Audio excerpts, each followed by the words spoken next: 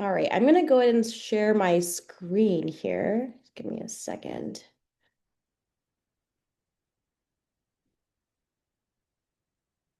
Okay, there we go.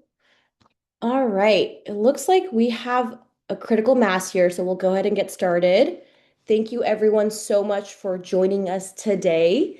My name is Bonnie Beniwal. I'm the Carbon Drawdown Director at the Climate Center, and I'll be moderating today's webinar.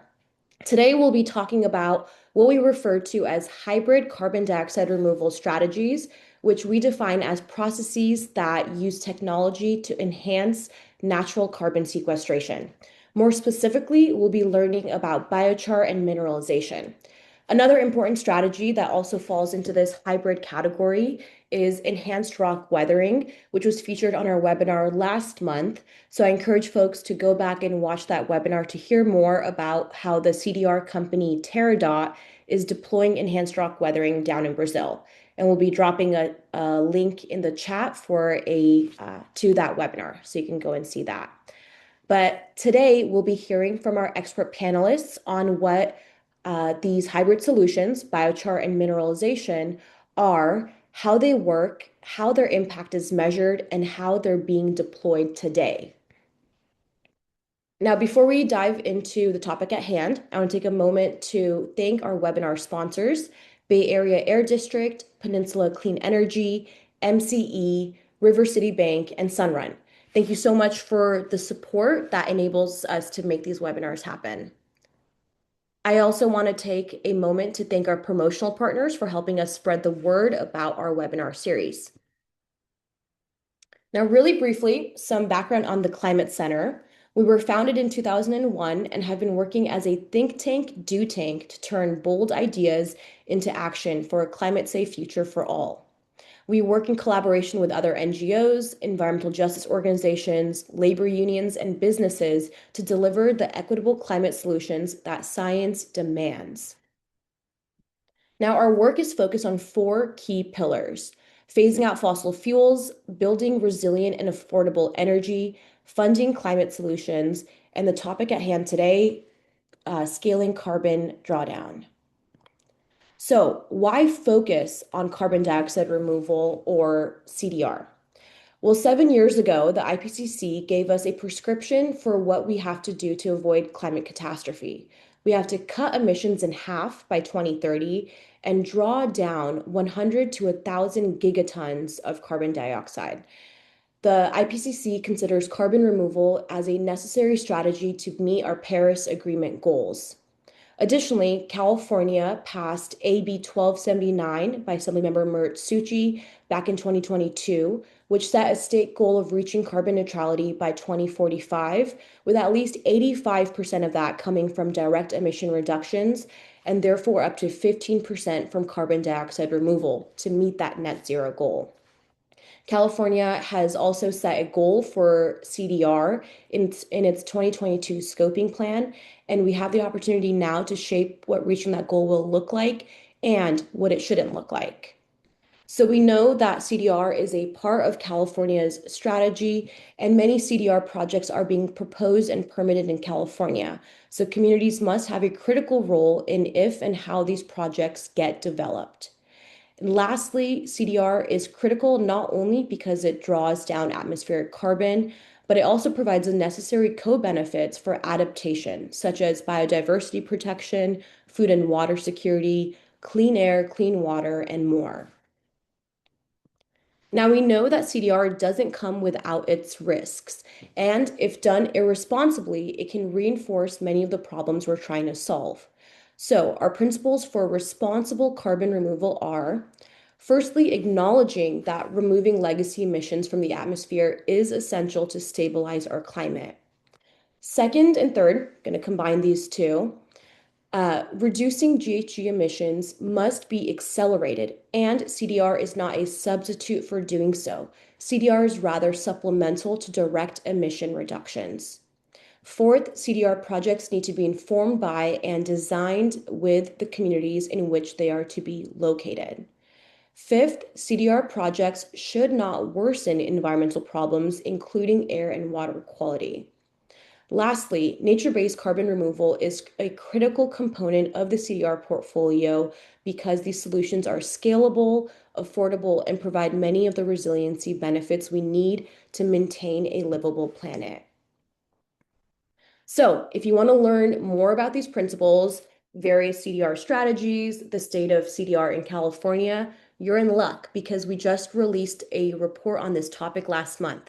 We'll put a link in the chat now so you can access that report later on.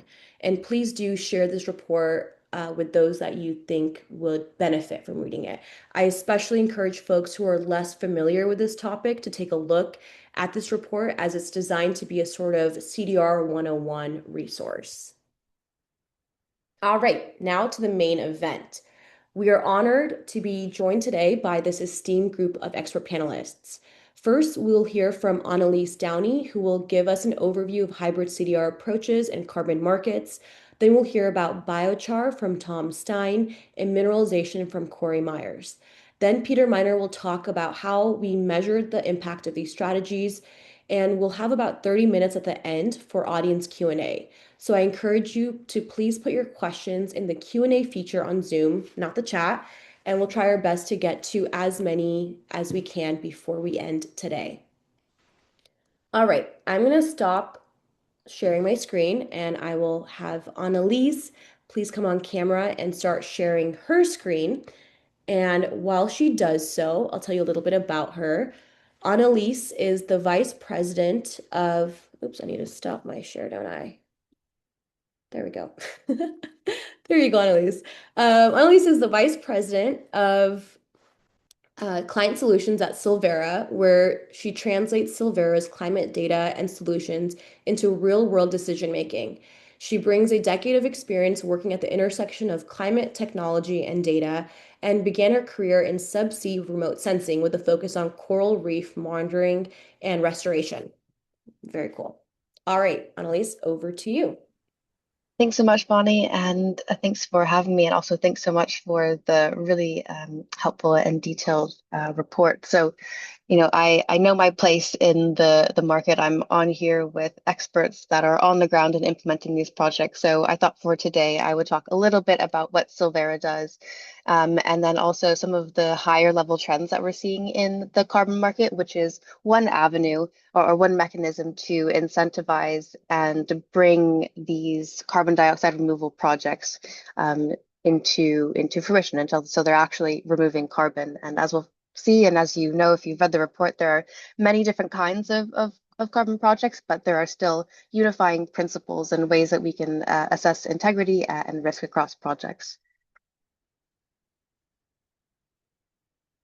As was already highlighted, there is an urgent and immutable need for net zero transition, and carbon dioxide removal, or CDR pathways, play an essential role in these IPCC pathways. And without CDR, which is effectively a kind of a waste management, there is no net zero, which is why Silvera is on a mission to incentivize investment in real climate action. And we do this through data and tools which take the form of carbon credit ratings to help understand the integrity or quality risks from projects that are just a concept all the way through to issuance. So when you can actually retire or utilize those carbon credits that come out of the mitigation or removal activity.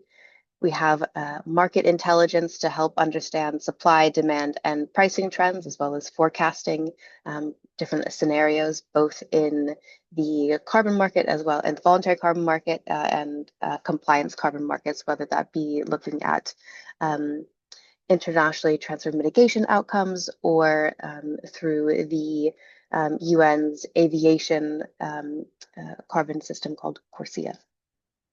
We also have Biomass Atlas, which is enabling customers to have more accurate understanding of forest and carbon dynamics through multi-scale LiDAR-derived calibration and validation data.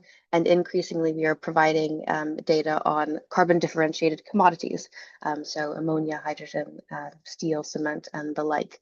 As you know, the industrial decarbonization through the carbon market and the commodities are multiple pathways that we have within our toolkit to bring emissions down and incentivize action in different ways. Silvera's role in the market is as a data provider, and we're really one part of an ecosystem supporting high quality credits and claims. So the issuance of those projects, as well as the claims that a corporation may use to say, to make a claim about either net zero or other kinds of compensation claims.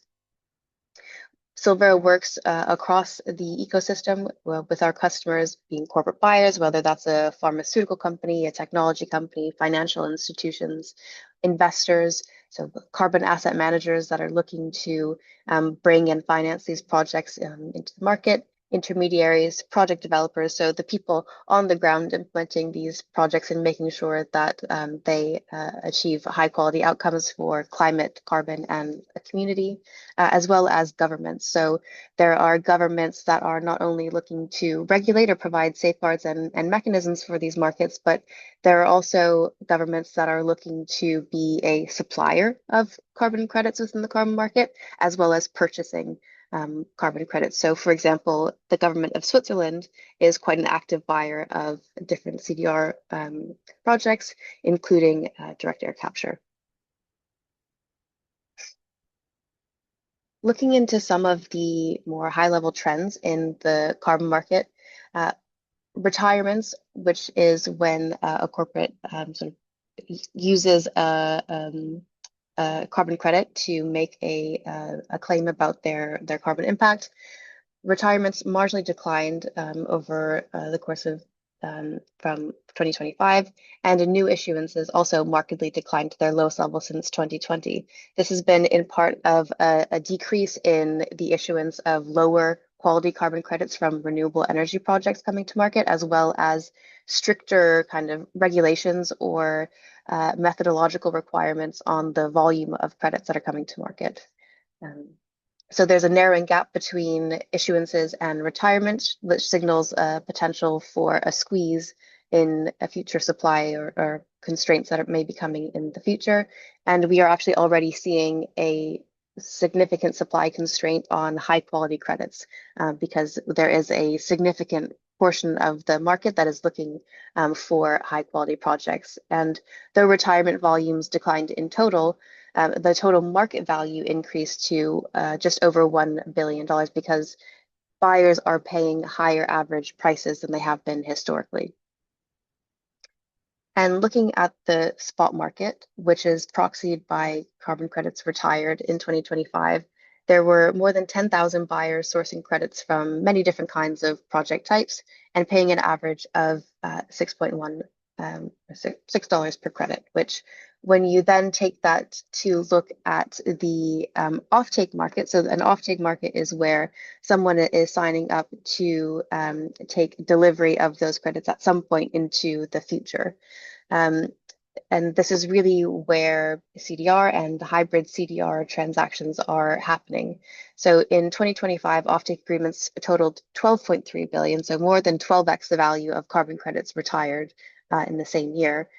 This reflects a concentration of forward deals among a cohort of roughly 100 to 200 buyers. So probably the best examples of this would be Microsoft.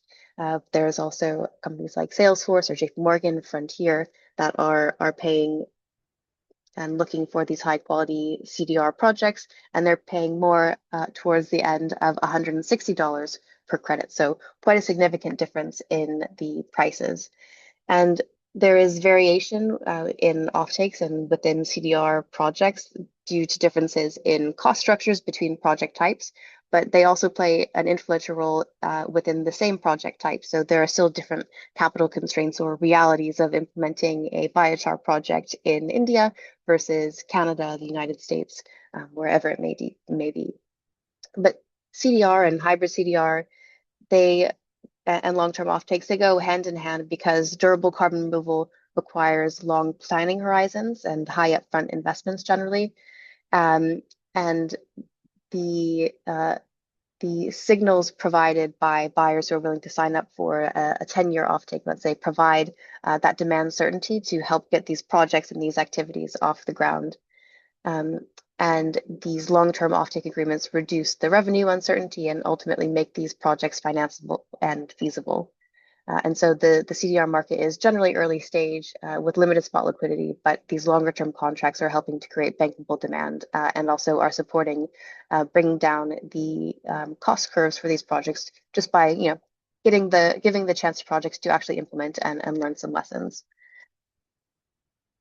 When an off-taker is approaching carbon projects, they're not only thinking about integrity of the project, they're also thinking about delivery. So are the credits in terms of the volume going to expect on the timeline that has been promised to me? And they are also caring about pathway to cost reduction. I think, there's a little bit of a hype train about can we get all CDR under $100 per ton? I think that has moved on. And the conversation is now really more around um, is the expected pathway to cost reduction within a certain price range feasible on that timeline, given different constraints around, let's say, feedstock, around technology learning rates, and other techno-economic assumptions. I won't speak too much about the hybrid CDR mechanisms that we're talking about today in biochar and mineralization because we have the true experts on the line. But biochar is a chemically stable and carbon-rich solid that goes through a pyrolysis process that comes from biomass, so woody biomass and residues. And a lot of the conversation in the context within biochar and biomass biomass-based pathways, the feedstocks are generally considered to be a waste product.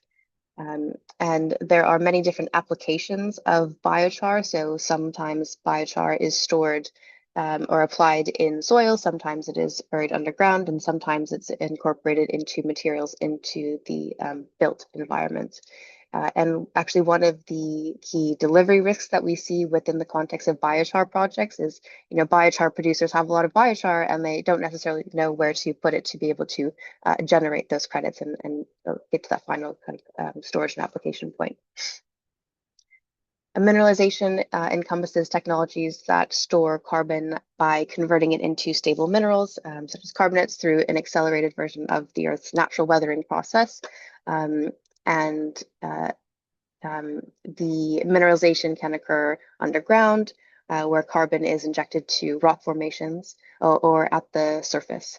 And so while these projects and many other project types have very different mechanisms, on the ground realities, the emissions factors that may go into a life cycle assessment, these projects are unique, but there are still kind of universal principles that we can view these projects through to really understand, are these projects delivering high quality outcomes for climate and communities? And so the way that Solvera thinks about integrity in carbon projects is looking at, the carbon accounting. Is there robust quantification of the sources and sinks of the carbon or equivalent greenhouse gases, GHGs? Sticking to defining my acronyms, additionality. So is this project contributing to an above and beyond business as usual scenario? Is it the carbon revenue that is enabling this project and carbon activity? Permanence or durability.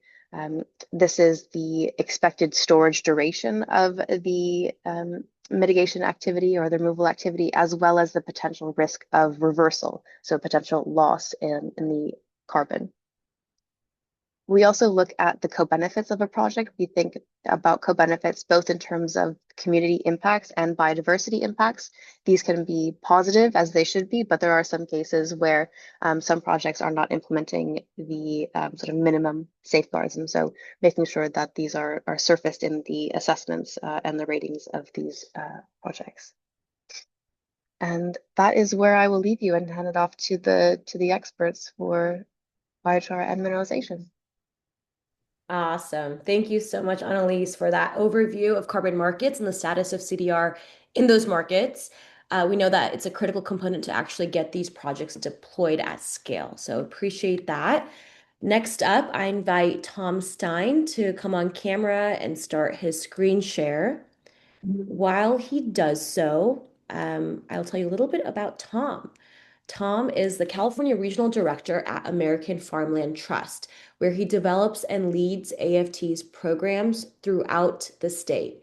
Tom has a background in managing agriculture, food security, and economic development programs, and has taught graduate level courses on agriculture and environmental sciences at UC Davis. All right. Tom, are you able to come on camera? Yes, and are you seeing my slides okay? I think you'll just have to go to slideshow mode. We can also see the notes. Oh, whoops.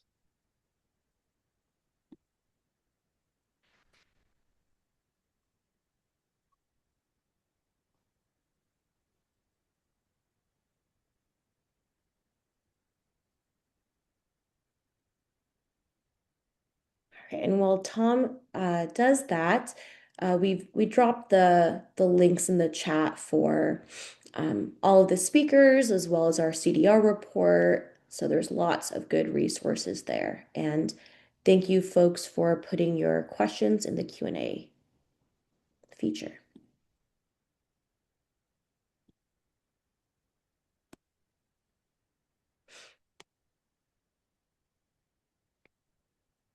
All right, you seeing this better now?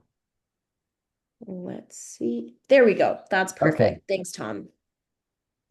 Yeah, thanks, Bonnie. And thank you, Climate Center, for really organizing this discussion. My name is Tom Stein. I'm the California Regional Director at American Farmland Trust. Been asked to talk today about the importance of integrating working agricultural lands as a climate solution, and today specifically through a case study of sorts on our work in biochar. And first, bit about our work at American Farmland Trust. So, American Farmland Trust, we're a national conservation nonprofit organization. We're started by farmers, ranchers, and conservationists back in 1980, with the fundamental belief that farmers, ranchers, and the land they manage are vital to the health and well-being of both people and the planet. And our mission is threefold. We want to save the land that sustains us, and we do this in three ways: through protecting agricultural land, promoting regenerative practices, and helping keep farmers farming. And we do this through three different impact pathways. We often say we work from kitchen tables to Congress. We've got boots on the ground working with farmers that feed into our policy engagement and our research initiatives, which goes then back into the field. So this circular feedback loop, our three impact pathways, really helps us, get the work done and on the ground. So we've often played a convener practitioner role using research to identify gaps in core learnings. We build coalitions to advance policies at a systemic structural level and bolster practitioner capacity that affect change on the ground. And so on to biochar. What is it? I'll go briefly into this and complement what Annalise has already shared. But first off, I just want to say it's not new, and in fact is ancient technology.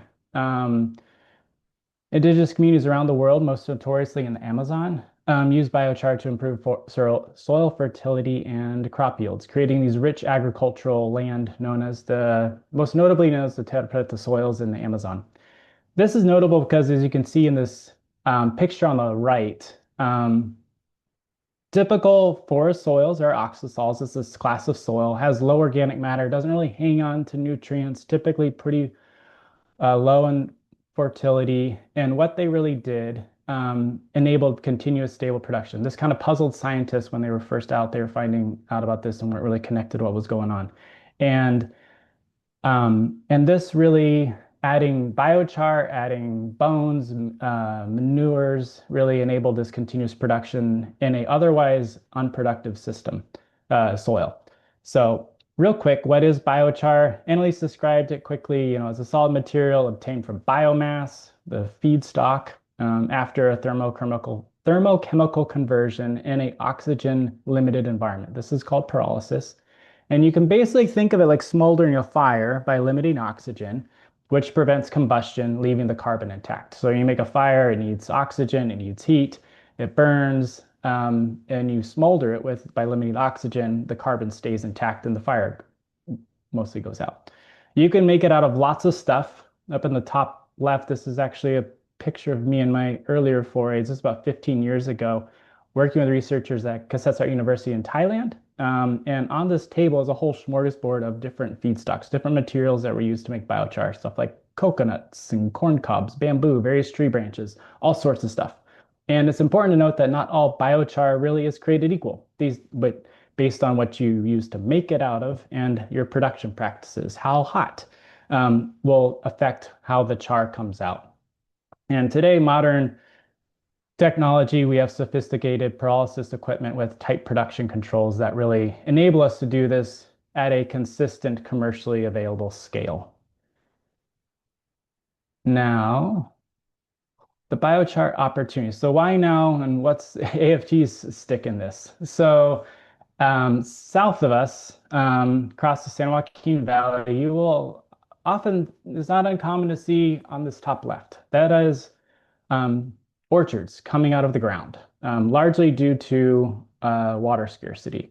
We're expecting about 500,000 to 1 million acres of ag land to come out of production due to PPIC reporting. And this is going to continue to be a case. And now we also have a biomass problem. It's way too expensive to chip these trees up in what's called whole orchard recycling and add them back into the soil. We decommissioned a lot of our bioenergy plants back in the day. Ag burn bans are in effect. And so what do you do with all this stuff? Biochar is a solution that has a circular economy lens, basically taking this waste product, creating a product that then is useful for the farm and environment and creating a market for it. The benefits have in the field have wide-ranging impacts. In with some nuance, it's site selective. It's not all the case. We're careful with getting ahead of ourselves with any silver bullet solutions, but um, biochar in itself can help hold on to water, help hold on to nutrients, make the soil more fertile, and you can think back on these terra preta soils. And the reason for that is this top right, you see this microscopic picture, this honeycomb porous structure that really increases the surface area. This is what biochar looks like under a microscope. And it helps hold on to things. You can think tread on a tires. And it also chemically is activated on the carbon absorptive surface that helps it hold on to these things. All these pores and crevices also act as an important microbial habitat, which are a driver for a lot of the gas fluxes. And just a little fun fact why this matters is there's more living creatures in a teaspoon of soil than there are people on Earth. So, and with biochar, particularly this bottom right chart, it's a time, you think of time scale. So it's a durable solution. So adding the stable form of carbon doesn't naturally decompose versus compared to other uncharred materials that would naturally decompose and produce methane or CO2 naturally. And also adding biochar can curb nitrous oxide emissions through some of these absorptive properties. And so back to this, what did we do? Um, there now, despite all these like promising potential pieces, there's still lots of unknowns. And California, we're missing some research gaps. We mentioned there's lots of variability in feedstocks, understanding of how much and what and where and how to apply. There's limited supply chains. It's really hard to actually even now buy the stuff, and limited awareness among farmers and service provider community. And so that's a lot to affect. And we really just didn't have the enabling environments to make this happen. So this is what we did in bits and pieces. Wearing our policy hats, we recommended inclusion of biochar and CDFA's Healthy Soils program alongside UC Davis researchers and other partners. Calcan was on the line. This kicked off an agency response to ultimately create these enabling environments. It'll fund research with the gaps. CDFA and then CARB do their own due diligence and a lit review on biochar work. It nudges industry along, advances business models through these incentive funds, which are expected to kick off next year. All things that we don't actually do ourselves, but wearing our policy hats can affect change and push along. With research, we implement on-farm trials, investigating the impacts of biochar, and disseminate the results. We've done this with UC Merced, Becca Riles's team, and area resource conservation districts. we've started doing one biochar trial several years ago. It's turned into four, and actually now over 30 across the country, four in California and over 30 across the country. The support from CDFA and NRCS, and really building off a lot of those learnings, the lit reviews, and existing work by California researchers like at UC Davis, including Sanjay Parikh, who I learned a lot from when I was in school there too. And then this next level kind of keeps turning here is our field programs. So we developed a biochar toolkit. We developed a training of trainers program with US Biochar Initiative and CDFA to equip field service providers with knowledge and skills to be talking to farmers in the communities. Worked with USDA-ARS and Kristen Tripp there to develop a decision support tool using their biochar atlas, and organize a series of convenings and events bringing farmers, researchers, service providers, biochar manufacturers together, all important people to have at the table to scratch at these questions, do this dialogue. And also providing direct technical and financial assistance to farmers directly implementing biochar in the field. So while biochar is new to CDFA and Healthy Soils program coming online next year, it is less new and is in effect currently with the USDA and NRCS through their 336 program. And we've been developing that through EQIP and also our CPP, which are NRCS programs. And these are really essential to institutionalize and then deploy at scale. And so, as mentioned above, all these elements in the circular feedback loop really inform, build upon each other to enable us to learn, adapt, and grow, and kind of reinforce each piece along the way. And with that, I will wrap it up. Thank you. And here's a little list of resources, my contact info, and if you want to use the QR code to complimentary membership. Thank you. Awesome. Thank you so much, Tom. And we will send all of these slides over tomorrow to all the registrants, so you'll have access to all the resources that Tom shared. But thank you for that great overview of the ancient practice of biochar. Next up, I invite Corey Myers to join us on camera and share his screen. Dr. Corey Myers is the chief scientist and co-founder of Anvil Capture Systems, a mineralization company that aims to scale CDR that is provable, affordable, scalable, and safe. Prior to Anvil, Dr. Myers was the lead engineer for CO2 mineralization projects at Lawrence Livermore National Lab and sat on the CDR Innovation Roadmap team at the Department of Energy. And again, CDR is carbon dioxide removal. We'll keep reiterating that. All right, Dr. Corey, over to you. Hey, Bonnie, thank you for the introduction. So yes, I'm going to try to give you a quick primer on what CO2 mineralization is today. Bonnie gave this introduction.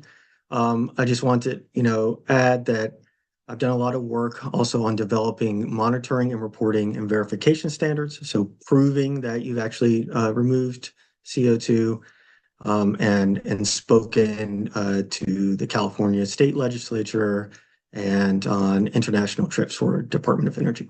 And my experience goes from very engineered systems like CO2 capture and storage to very open systems. So this hybrid approach it's definitely in my wheelhouse. All right, what is CO2 mineralization?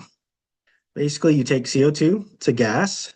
You take certain rocks, usually they have calcium or magnesium in them, and you get them to react together, and the CO2 becomes part of the rock. Okay, so like a calcium carbonate. So that's what CO2 mineralization is. Just take something that's in a gas form and put it into a stable, solid mineral.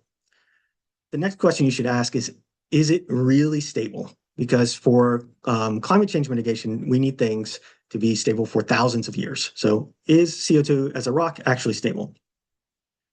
This is a distribution of all the carbon on planet Earth, okay?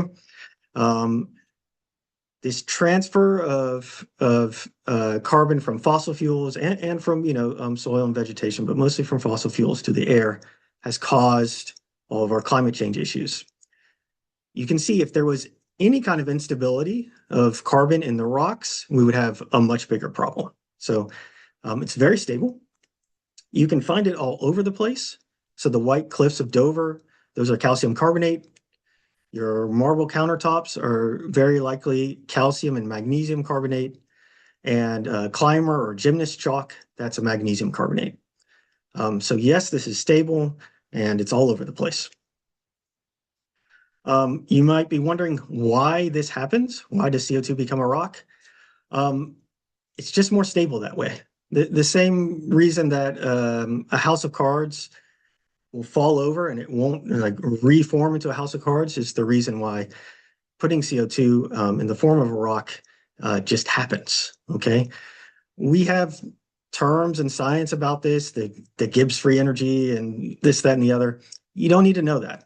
All you need to know is that when CO2 becomes a rock, there's no more stable place for it to go. So if you want to get that CO2 back out of the rock, you'll have to put a lot of energy into it. Okay, so that's CO2 mineralization, but how do people actually realize it? Well, you have to ask a couple questions. First, where did you get your CO2 from? You could get it from the air, or you could get it from some sort of exhaust or flue gas. If it's coming from a flue gas, that's not carbon dioxide removal. That's emissions reduction. Emissions reduction is very important, but that's not the topic for today. So it needs to come from the air. The next question you have to ask is, okay, you're going to use some sort of rock or something to bind with the CO2. Where did you get that? Usually there are two places people get these rocks. One are wastes or byproducts from industry, and another is natural rocks or ions in the ocean. Again, if you're using a waste or a byproduct, in almost all cases, that's going to be emissions reduction and not carbon dioxide removal, for the same reason that you can't use flue gas. Okay, production of these byproducts and wastes have emissions associated with them, and so functionally you're trying to undo some of those emissions. Okay, but let's assume you get your CO2 from the air and you get your reactive compound from naturally occurring rocks. You then have to ask, where are you going to store this CO2 as a rock? You can typically store it below ground or above ground. Below ground, we call in situ CO2 mineralization, but it just means below ground. There are a number of companies working on this and a couple national labs in the US. Above ground has the term ex situ, but it just means above ground.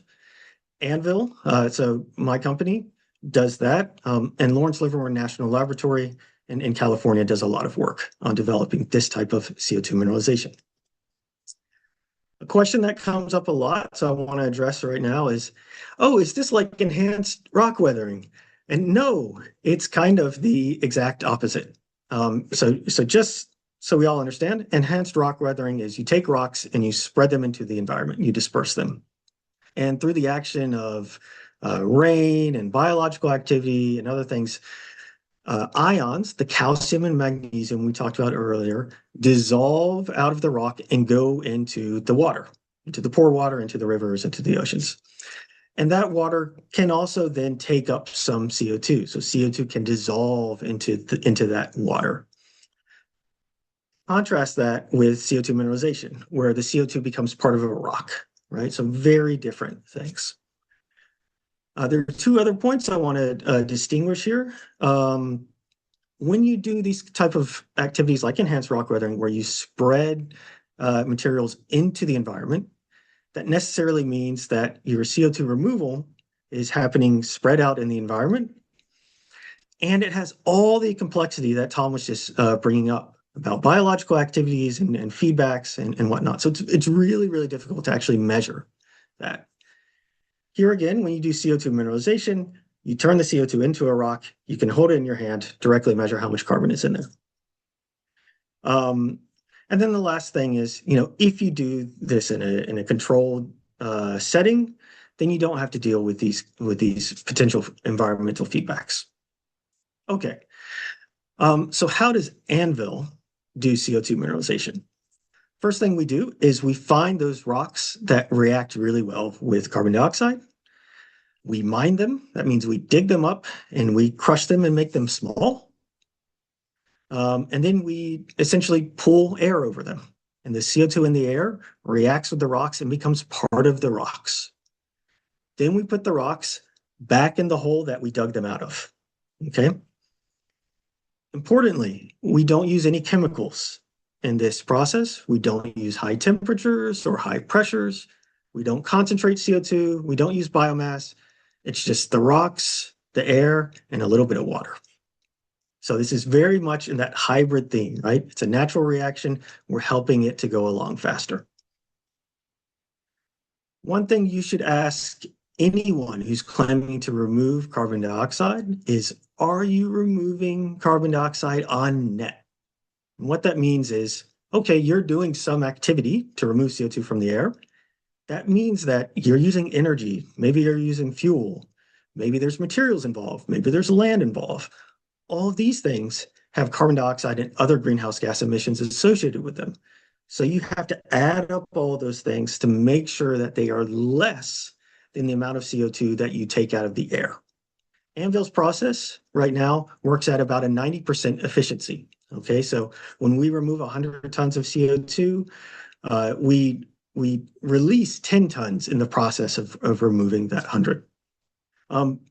As we move to more electrification and more use of renewable energies, we can get that number up to 98%. So we've kind of gone over the benefits of CO2 mineralization and Anvil's method in particular. I'm just going to run back through them really quick for you.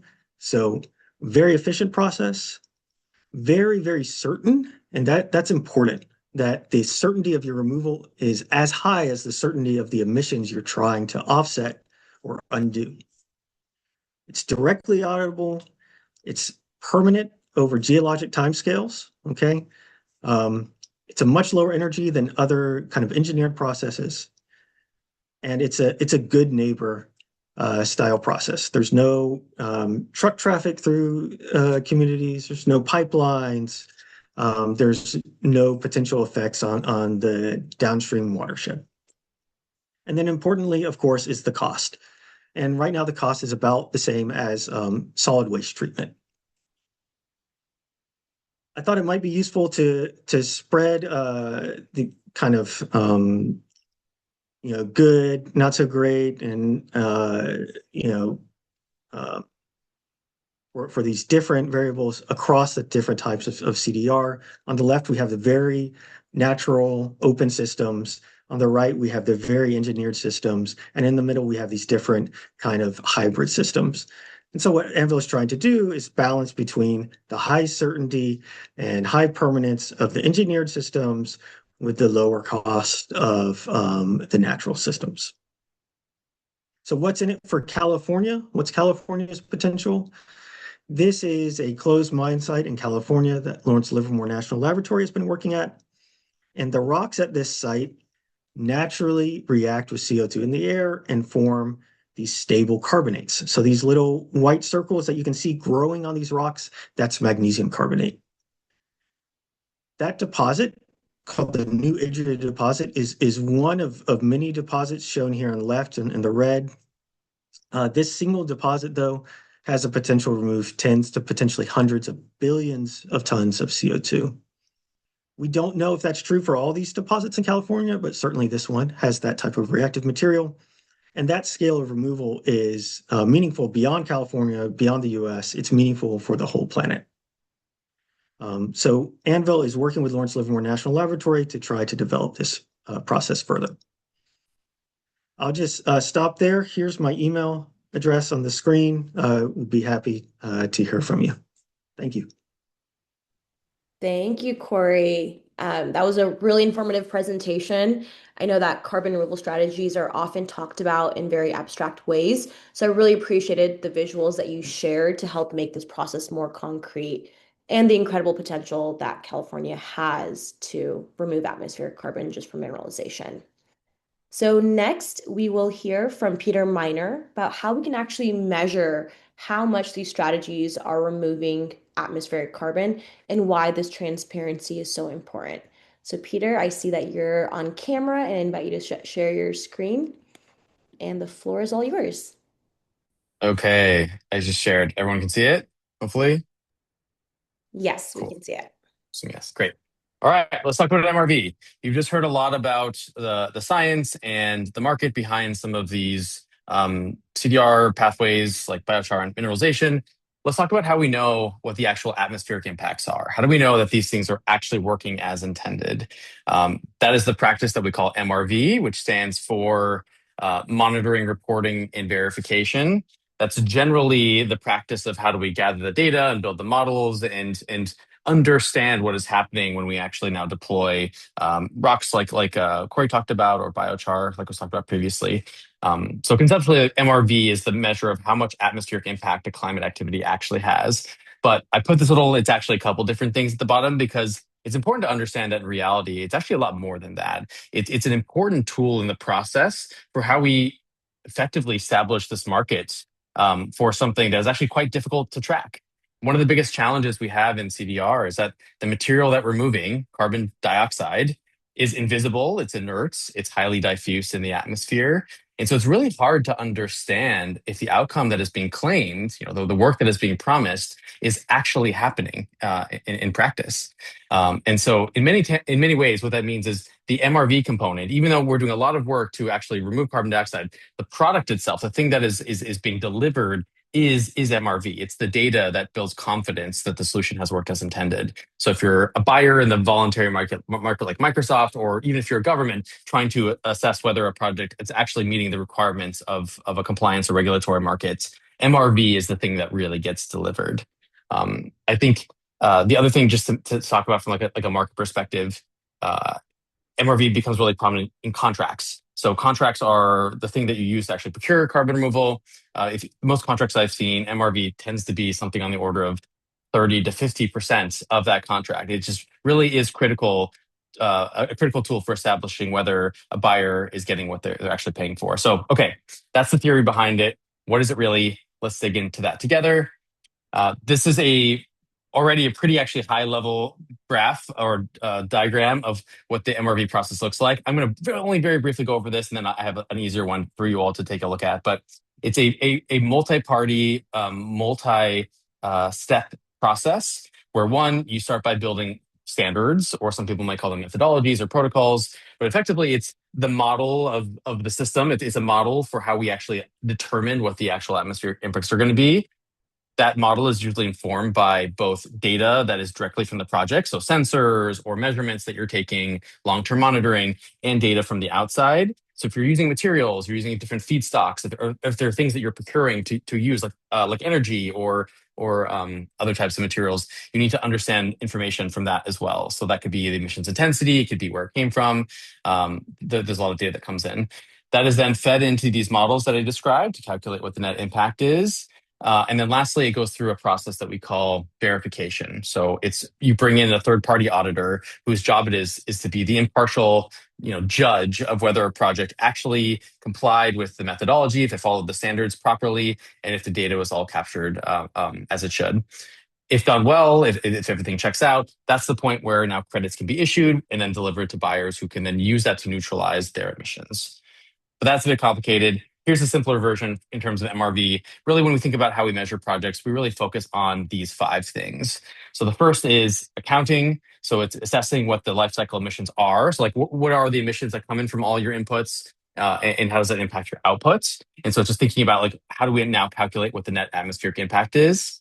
It's quantification. So that's getting all the data I described. So sensors, models, and inputs from some of your suppliers. Durability is a key piece, where if CDR is meant to be a true equal and opposite to an emission that's being put into the atmosphere, then when you store it away, it needs to stay durable for 1,000 years, which is sort of the scientifically accepted timeline for how long CO2 will cause damage in the atmosphere. We care about safety. So safety is a big part of it, not just for folks who work on the project, but actually we want to check to make sure Are there any community harms? Are there harms to ecosystems? And if these things are going to happen, we need to be very clear about how they're going to be mitigated to make sure that that impact is as little as possible. And then lastly, I think as Annalise mentioned, co-benefits is something that we also can often track as well. So what I'd like to do is, I know we're talking specifically about biochar and mineralization. I'd like to give you just an overview of what is the state of practice in MRV for those two methods. MRV and our ability to measure those atmospheric impacts are different by pathway. I think there are some that are newer where we are still learning. There are some cases where getting the data we need isn't as easy as possible. And there are some, I would say, competitive ideas on what the right accounting is. And so I'm going to give you an overview of what that looks like across all of these different five variables for both pathways. And we'll do a little bit of a leaderboard together on what the end result is. Okay, starting with accounting. So again, accounting is assessing the life cycle emissions and what the overall atmospheric impacts are. So here's a situation where biochar and mineralization are a little bit different. So biochar has been something we've been doing for a long time. As I think Tom mentioned, a lot of the equipment that is used is pretty standardized. We understand it well. It's pretty easy to account for what those emissions look like. So that's a positive. There are a couple of challenges though. So I think Corey did mention this, where feedstock accounting is contentious. Should you be accounting for things like waste biomass or not? I think it's a little bit unclear, but depending on which one you choose, it can dramatically impact the amount of actual carbon removal that we think is happening, to the order of like half or less of the stated impact. And so it's something that really needs to be addressed, and it is still a bit of an uncertainty right now. The other thing that is specific to biochar is the biomass itself. If you're storing it for long periods of time before you actually are able to put it through this pyrolysis process, if it's sitting in a pile somewhere, that can actually be a source of greenhouse gases, things like methane. And so it can be stored properly in a way to avoid that, but it's not done in every project. And it's not always clear if that's being considered or not. So that's another example where the atmospheric impacts could be not quite captured properly. Mineralization, similarly, the equipment itself is actually quite well understood and it's pretty easy to account for. Um, that feedstock issue that is quite prominent in biochar exists in mineralization also. I believe Corey and team at Anvil are not falling into this trap. I think they are doing a very accountable approach. So good job, Corey. Proud of you all, but that's not necessarily true across all methods. And so a key piece here is that this is still a big challenge in our industry of what is the right accounting and how do we make sure that it reflects what the atmosphere is seeing. So I would say, gold star for mineralization, biochar is maybe a pretty close second in this case, but I think mineralization takes the cake here. Next, let's look at quantification. So how do we get the data? How do we measure this? This is one where I think the two are actually quite similar, where biochar, it's pretty easy to measure your feedstocks and outputs. You can literally just measure the amount of biomass that's coming in and then, the amount of biochar that comes out. But you may have situations where through the pyrolysis process, there could be additionally, again, fugitive emissions like methane that are being generated. And I think for some projects that's being measured and accounted for, which is great. And there's some that it's not. And so this is a case where the standards themselves need to be very specific and clear about how that should be done. And they aren't always. Mineralization, again, very similar, easy to measure the feedstocks. It's just rocks, and it's actually rocks on the other side too. It's rocks all the way down. And so easy to measure those and keep track of them. In mineralization specifically, I think one of the cool things is you can really treat it like a mass balance. And that is just the best way from an engineering perspective that we have to see what's going on. One area though that they have a challenge with from a quantification perspective is that some types of minerals that can be used for mineralization will react naturally to the atmosphere. So if they just sat there and you didn't do any work, if you just like let them sit in a pile, they will draw down carbon naturally from the environment. And a core principle for how we think about MRV in measuring impacts is we should not be claiming credit for natural processes. Nature gets to have its own carbon balance in the same way that it creates its own emissions. And we should really only be focused on what is drawdown from the atmosphere that comes from anthropogenic activity. So that's like human designed and human led activities. And so this is a case where if that is going to happen, you need to account for that. You need to subtract that from the amount of carbon removal that is being claimed. And that can be actually kind of challenging to measure in some cases. So pretty similar here in this case, very similar challenges and opportunities. So I would say tied, both get the gold star around quantification. Durability. This is one where we see some very big differentiation. And again, durability is how long can that carbon stay stored away, hopefully for 1,000 years, so it matches the damage of those emissions. Biochar struggled with this. And a lot of it is just because of scientific understanding that is still being developed. We don't have a great sense of exactly how biochar is degrading. Is it because of oxygen? Is it because of microbial activity? There are a lot of different theories that are still being tested out. But as a result of this, we do know that the durability depends on the conditions, as most things do in the world. If you put it in a soil that's of one type, you might see very different degradation timelines and activities than if you put it into a different type of soil. And so when we do now deploy biochar into soils as a sort of a storage mechanism, we don't know if it's going to last 1,000 years. And most likely it's not. Most likely it's going to be on the order of 100 years. This is an area of very active scientific development. And I think there are potentially going to be scenarios where if you now store biochar the right way and you create it with using the right conditions, that it could eventually get to 1,000-year durability. It does seem like that's probably possible. But the devil is always in the details. It always depends on how it is being done. And so until we have a better idea of how to measure that, it's going to be very hard for us to make any sort of strong assessments on durability. Mineralization is quite the opposite, where we have a very good understanding of how mineralization works. It's a process that we've used in many industries for a long time. The science is very clear, and it is almost certainly going to remain durable for well past 1,000 years. And I say this sort of a little, actually just a little bit tongue in cheek at the bottom here. It's actually kind of true, but there are some risks for reversal, but they are kind of crazy. So things like acid rain, if you're storing the minerals outside, that could lead to some reversals. But because of climate policy, acid rain is actually much less frequent than it's ever been. Things like volcano eruptions, is it near the site of where you're storing your minerals, could actually lead to reversals. And then things like fire-breathing dragon attacks. Luckily, these things are not very common. And so our ability to determine how durable mineralization is actually quite clear. So this is another one where I think mineralization clearly gets the gold star. Safety, a really important one for carbon removal. I mean, the whole point of why we do this in the first place is to prevent harms, right? And so if we're causing auxiliary harms elsewhere, that kind of defeats the purpose. And so this is one where I think there's some great opportunities and some cautions that we need to take heed of. For biochar, again, pyrolysis equipment is quite mature, and so we understand the safety risks, especially when operated properly. But if not operated properly, there can be air quality risks, right? Like you're pyrolyzing this biomass. It's sort of like a low temperature form of burning or high temperature form of burning it without oxygen, and so that can create things like PM 2.5, can create other types of off gassing that can have create harms to people if not carefully managed. But there are ways that you can minimize that to make sure it is safe. It is possible. So we just need to ensure that projects do. Mineralization also has very low safety risks. The process of mineralization is low energy. It's pretty straightforward.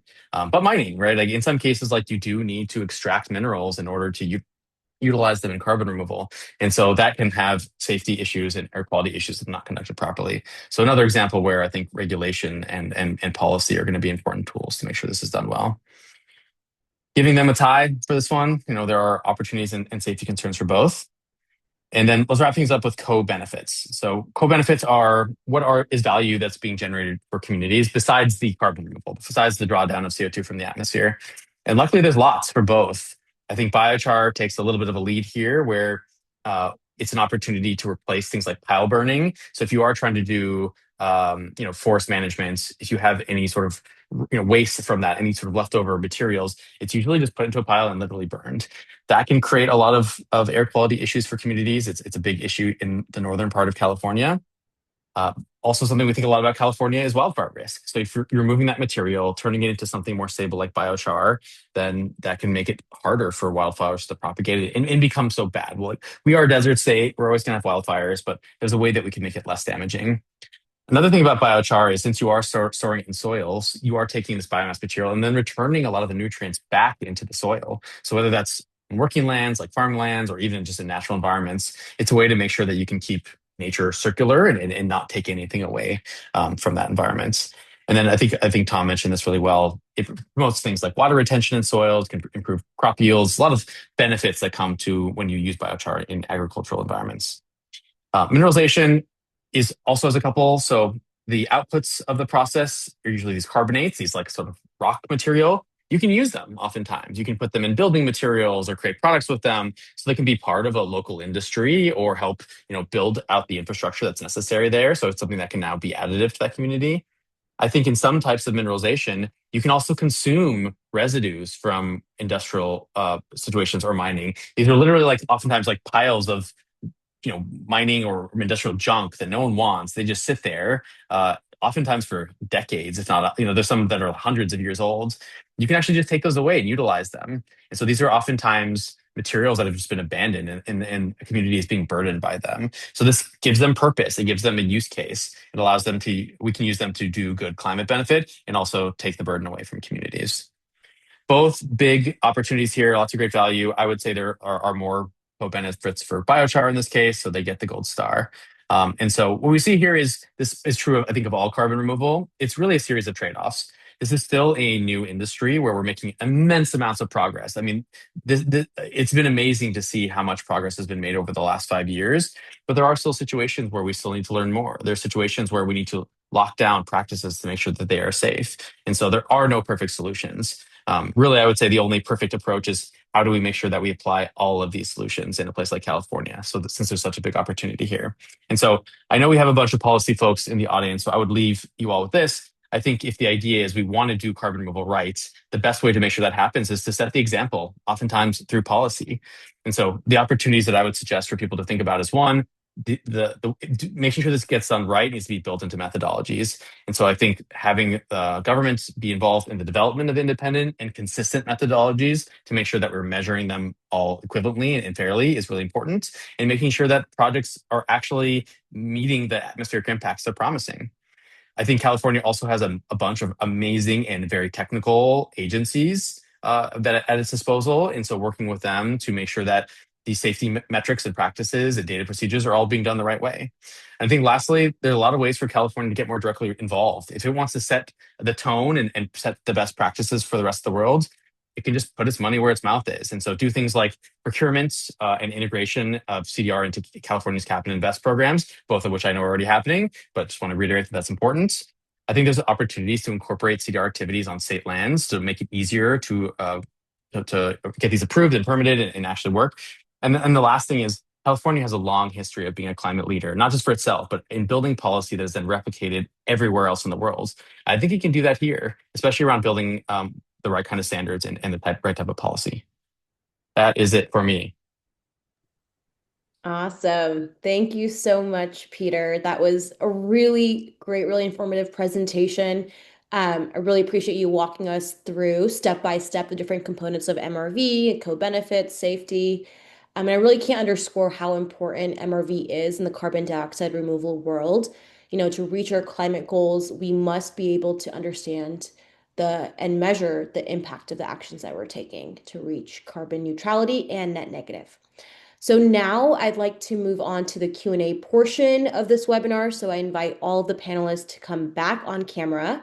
The audience has a lot of good questions for you all, so let's roll through them. I'm going to start off just with the order of the presenters. So Annalise, we have a question for you first.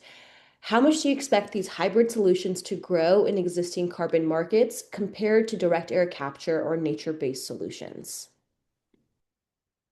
I think what we see in the removal market today is there is a strong prevalence and demand for nature-based solutions, whether that be through afforestation, reforestation, revegetation projects, through soil carbon projects. There are some improved forest management projects that are also focused on removals.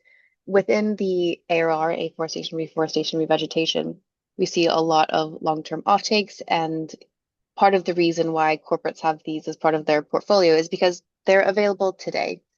But what we see is that corporates that are looking into the future and thinking about their own emissions reductions pathways, they are also seeing that there's other companies along these emissions reduction pathways. They are also decarbonizing, but at some point they will need to come to the market and purchase carbon dioxide removal in order to neutralize their residual emissions or whatever kind of claim they want to make. And so when we talk to corporate buyers today, they're thinking about, well, what do I want my portfolio to look like in the future?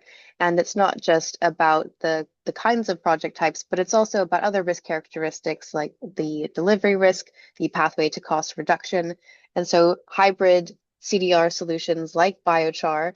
Biochar is available today. You can buy it from the spot market. You can go to a long-term offtake. So that is a core component of even today's portfolios. But other pathways, whether it be mineralization or enhanced rock weathering, or bio oil, these are all a component of a diversified portfolio.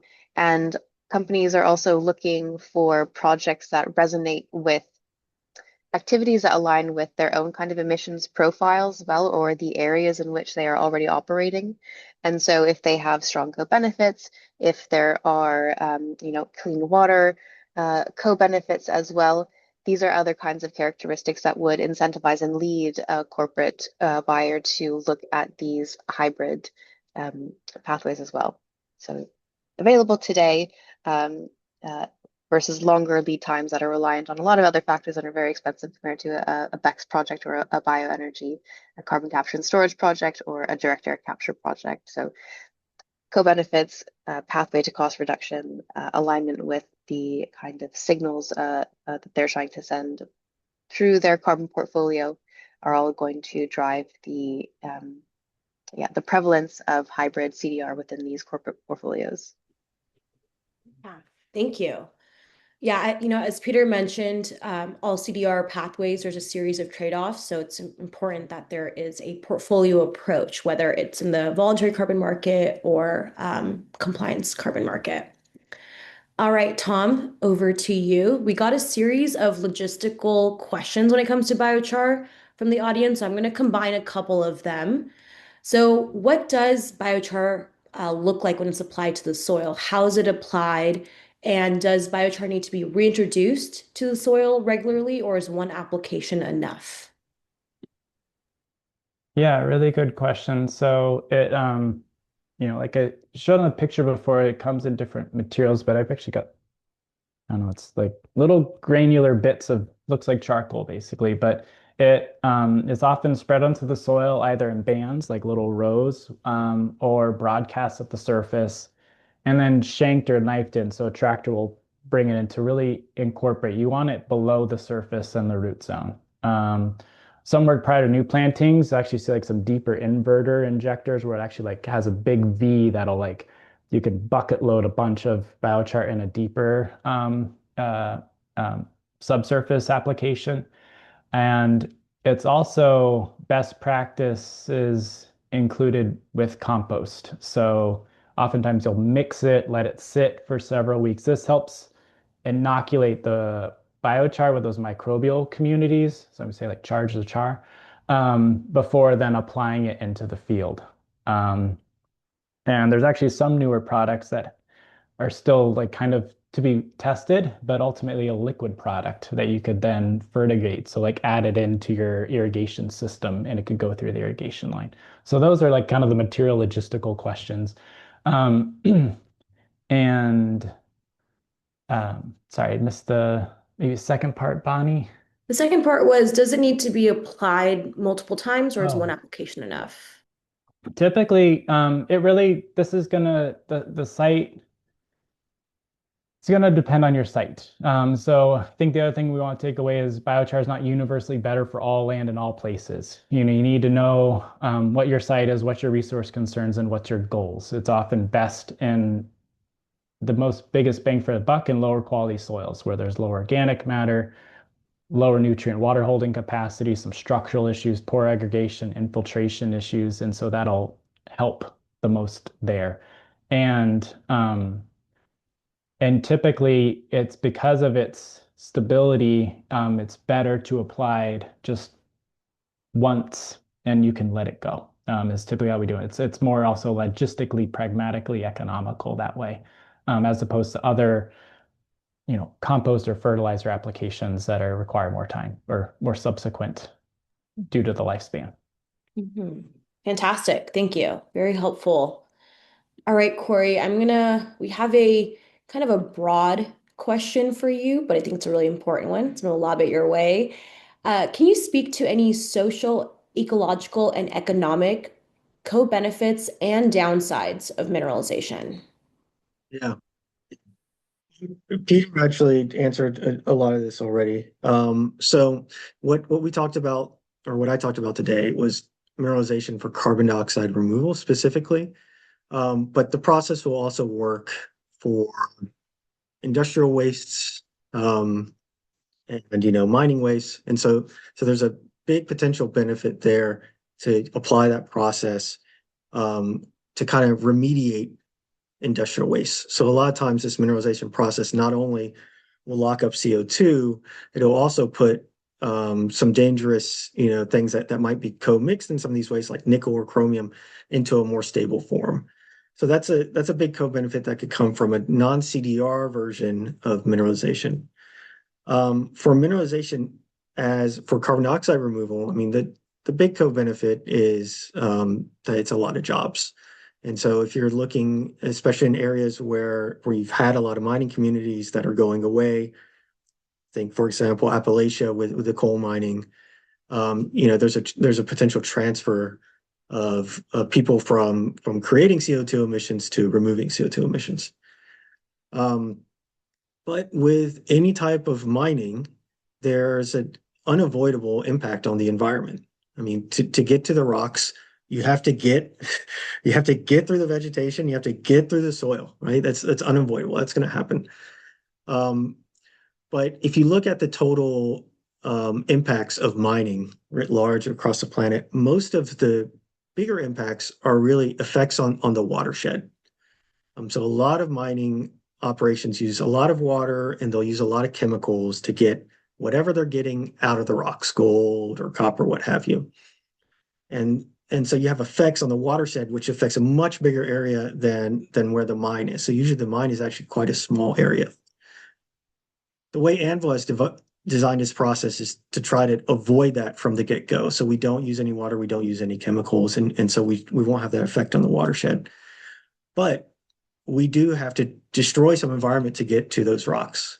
Luckily, modern mining regulations require you to revegetate an area when you're done mining. But let's be frank that a mine is going to be around for decades and decades. So that revegetation is certainly in the future. So these are serious things to consider as a community when you're looking at bringing in a mining operation. Yeah, thank you, Corey. Again, these important trade-offs that we have to consider. Peter, on your last slide, you touched on some policy recommendations. I'm curious to hear, how has MRV been integrated into policy to date, and what policy opportunities are you most excited about? Yeah, great question. So MRV is a broad term, and you could apply MRV to other types of industries, including things like, point source, CCS, and all that. So I think there have been policy that has incorporated MRV there. There hasn't been a lot of examples where MRV has been incorporated into CDR policy to date, although it is now starting to happen. So in Europe, they have something called CRCF, so Carbon Removal and Carbon Farming Initiative, where they're trying to build national, or I guess European Union level standards for how you measure carbon removal, and including it in their emissions trading system. So their version of cap and trade, or cap and invest. But California is also now considering this. So because it has policies that have been enacted where it will be included in cap and invest, California's Air Resources Board is now charged with building those types of standards so that it can decide like what projects should be included and how you account for them. But yeah, I expect this will be something that will now proliferate across the globe. Every country that wants to have use CDR, within its jurisdiction as part of its climate goals, will need to decide how it wants to be measured. And ultimately, I think governments are going to be the ones that decide what this looks like. What ends up being good enough, and how we want to measure this. The voluntary market is a little bit of a wild west where there's lots of different ideas, some of them good, some of them very bad. But I think that will all settle down once governments actually decide to take action. I think that everything will align around what is sort of like the most, I think, generally accepted practices that we see within governments. Thanks, Peter. So continuing on this thread of policy, this is a question for any panelist. I'd love to hear from all of you, any of you. But what is the biggest barrier to scaling these hybrid solutions in California, and what policies needed to help scale them? I'll jump in first. So because these are are really nascent technologies.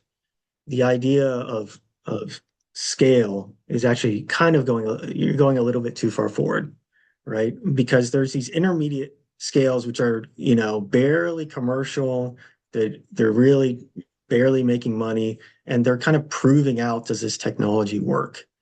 And that's where a lot of companies die, because it's too much money to get from like VCs to build one of these systems, but you also don't have the track record to go to a bank and get financing. So policy around supporting these kind of, it's not a lab scale thing. It's something real in the world. It's big. It's verifiable. That's going to be important to get anyone to a large scale that has a climate impact. So there's kind of like a valley of death at this middle scale. That's my opinion. Yeah, thanks, Corey. Anyone else want to hop in on that one? I can go next. I think it aligns with what Corey's talking about. Like demand is a big problem, right? Like I think there needs to be a reason why we build these projects and how we actually pay for them to exist. We are in America and most of the world, market economies. And so oftentimes you have to build a product that you're selling. And that's uniquely challenging for CDR because you're not really selling a thing in most cases. You're selling the absence of a thing. And so, people don't complain when there's no market for having your trash and your recycling taken out every week because those are public goods. We do them because society is better at the end of the day. CDR is going to end up being a lot like that, where, it doesn't mean like we have a new widget in our home, but it may mean that we have fewer costs due to climate change and more less destruction to our infrastructure. It mean better health outcomes and everything else. But that's socialized over a large number of people across the entire world. And so it just creates this difficult market dynamic where they need to sell a product in order to pay for it, but it's not really a product. And so I think that's again where governments really come in. And I think, from my opinion, ultimately CDR is a tool for policy. It's a tool for compliance markets, for border adjustment mechanisms. And I think a lot of it will just be procurements for governments to use as part of their own national inventory. So how do they do their own accounting if they've made a pledge that they're going to be net zero by a certain date?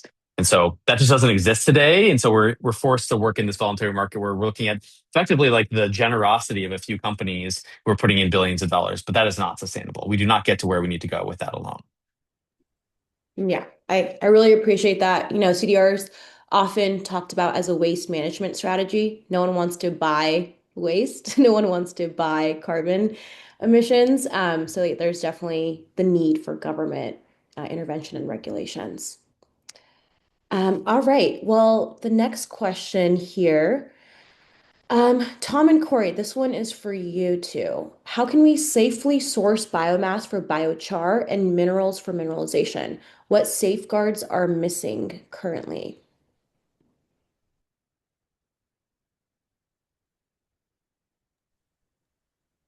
Do you want to jump in first? Sure. Yeah, I think right now, I mean, really the bigger thing is what the feedstocks are. If these are, typically safe biomass materials and not, I guess, what could be considered waste materials, one, that triggers a permitting issue, but also just an environmental quality perspective. And this is why it's important, not just from a sourcing, but also a testing after the fact. So all the commercial, if you are buying biochar, ask for a lab analysis, get that breakdown. And so I think that's really you know, the bigger thing from the biochar side. I think there's not really too many safety concerns from what the biochar producers that we are working with are existing with. A lot of the materials they're working with are softwoods, nutshells, prunings, of course, timber products that would trigger a quality control issue. But testing is important.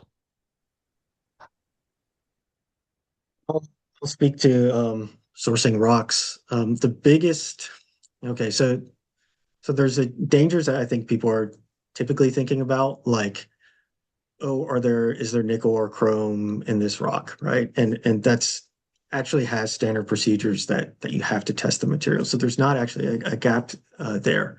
The big gap is something that Peter has brought up, which is, what is the legacy of the material you're using? So there aren't there's not uniform standards for that. So some people will take an industrial waste, for example, uh, a slag from iron and steel making, which is a rock, which you can use for CO2 mineralization. And they'll react it with CO2 and they'll say, I removed CO2 from the air. The problem is the reactive materials in that waste from iron and steel making was before the iron and steel making process was calcium carbonate. And the iron and steel making process releases the CO2. And then someone reacts that material with CO2 again, and they say, I removed CO2 from the atmosphere. No, you didn't. No, you didn't. You undid the emissions from the steel making. And because there isn't good rules around that, people can get away with calling things carbon dioxide removal, which aren't. And the real problem with that is if somebody like Microsoft or Delta says, oh, you know what? Yes, we release CO2 flying our planes, but we bought CO2 removal, so everything's okay. Well, if that CO2 removal isn't actually CO2 removal, we're worse off than where we started. So that's the real danger for mineralization and CDR in general, I would say. Yeah, I really appreciate the honesty, Corey. Additionality is definitely an important factor when it comes to CDR. We've seen that go awry in voluntary carbon markets, and we need to improve that to really make sure that we have good quality and effective carbon dioxide removal. So a basic question, an important one. What is the current cost per ton for CO2 removal in these two strategies? And this may be a good question for Annalise. It's yeah, it's a great question. The cost and the willingness to pay, or the price that is being paid, are different and distinct. And as we've seen in the slides, let me just see if I can actually pull that up to take a look. I think there is project there's variability across project types and within project types.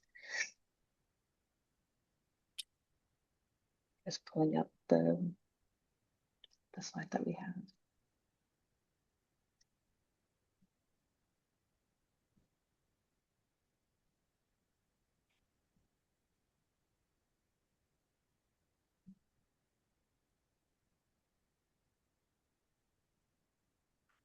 And so within the offtake pricing that we are seeing, biochar can be in the upwards of 300, but generally around around like 125, and we see also some contango in the spot versus the offtake market.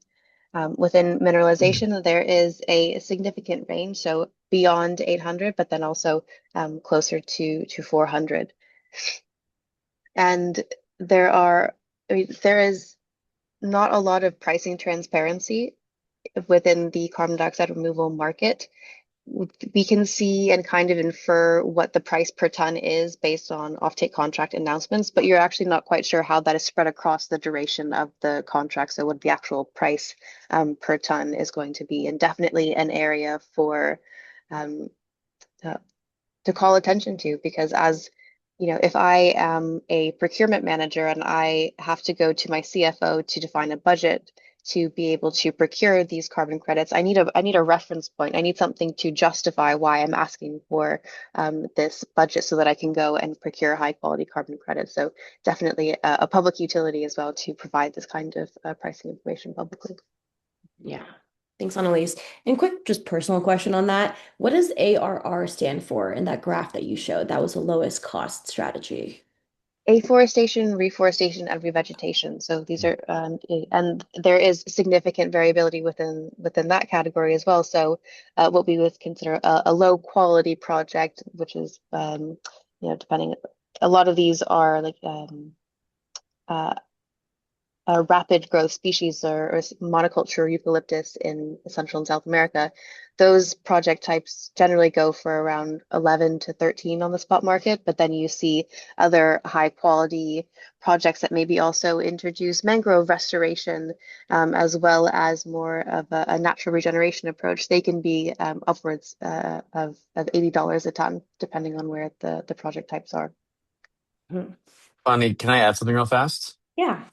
I think one thing to add that what makes this sort of a challenging industry is we have large, you saw very large differentiations across price. But part of the reason for that is because they're actually delivering very different things in many cases. And so you can imagine, for example, a forestry project, it could be a great forestry project, but it likely is only going to actually be durable for 50 or maybe 100 years. And so matching that against the duration that the emissions are going to be causing damage, close to 1,000 years, you have 900 years of effectively undealt with liability.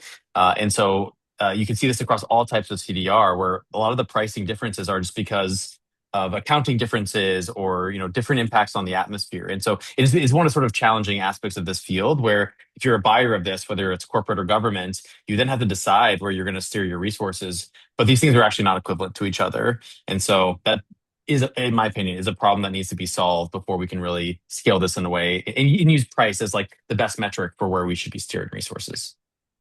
Mhm. Yeah, that's helpful. And again, it points to this conclusion that we need a portfolio approach, right? There are pros and cons to every single approach. Okay, we're almost out of time here, so I'm just going to ask one more question of all of the panelists. And it's an interesting one, but this is reflective of where we are in this industry right now. How can the CDR space facilitate and take part in more conversations between companies, governments, and communities?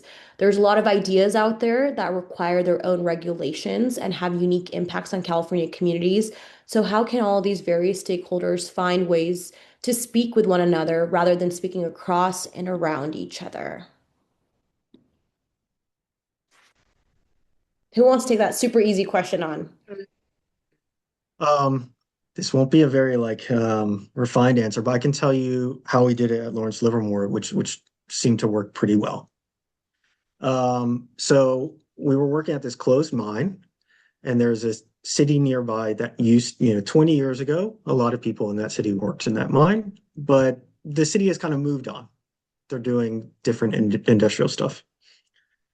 So when we started doing just testing, we went and first talked to the city council about, this is what we're doing up there. We talked to the mayor, and then they said, hey, this is great. We're interested. Come talk to our Rotary Club. Come do things, do little information things at our school. And we kept doing that process. And in that process, they gained trust in what Livermore was doing. And then the city themselves started to bring up, if this becomes something more than a national lab doing tests, what kind of regulations do we need to start thinking about? Like, what type of infrastructure do we need to start thinking about? So going in really early stage and just being brutally honest about hey, we're just trying something out here. Like, we want to be good neighbors. Usually that will build a relationship and be very helpful on both sides instead of coming in with a complete plan of this is exactly what we want to do and this is how we want to do it. So that's my, personal experience at least. Thanks, Corey. I appreciate that real world example. We just have a couple minutes left, so I'm curious if any of the other panelists have an answer to this question and keep it to about 30 seconds or so. But it is a really juicy question, so we would love to hear different perspectives. I can go real quick. I just to acknowledge it is a real challenge because we do live and operate in often what's such a fragmented landscape across research agency, farmers, service providers, and manufacturer spaces. And so building in that kind of intersectionality is really important, as Corey mentioned, and even just events like that are really important just to because that's where the networks happen, that's where the conversations start. We've done this a lot with different convenings and field days and workshops, bringing in all those people to the table as opposed to just a slice of the table or a slice of the people to the table is just really important because that's where that's where all the outside the box thinking happens. That's where someone raises a question that like a researcher didn't think about, or an agency identifies as an issue that a user didn't realize. And so you need all that thinking to share. So I think just having those gatherings, those conversations, just building in the space to have that is really important. And everyone comes away with something. Thank you, Tom. All right, that's all the time that we have today. I'm sorry we couldn't get to everyone's questions, but really appreciate the great engagement from the audience. And thank you so much to this panel. I hope everyone's leaving with more knowledge on these solutions. I know I certainly learned a lot. And before we leave, I do want to let you know that our next webinar will be on February 19th, and that will be on fossil fuel giveaways in California's climate program. So I really hope that everyone can join in on and hear about that as well. And we drop the link in the chat for our report. Please help us share it far and wide. And thank you, everyone. Have a good rest of your day.